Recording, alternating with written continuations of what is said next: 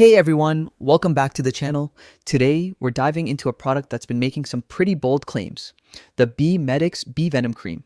Is it really a miracle cream or is it just another overhyped product? Let's find out. So, BeeMedix Bee Venom Cream promises a lot. We're talking easing joint pain, reducing inflammation, clearing up skin, boosting collagen, even reversing aging. Honestly, it sounds almost too good to be true, and that's exactly the issue. They claim the cream is clinically tested, but here's the catch. There's no actual proof. No medical reports, no certificates, nothing credible to back up these claims.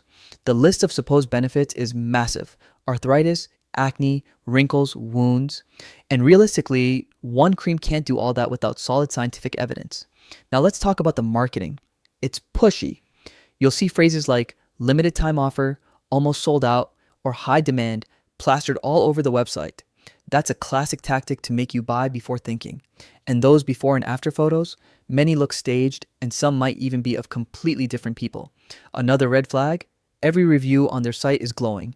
5 stars, miracle product kind of feedback, but you will hardly see any independent reviews elsewhere online. When all the praise comes from one place, it's worth being skeptical. At the end of the day, there are too many warning signs.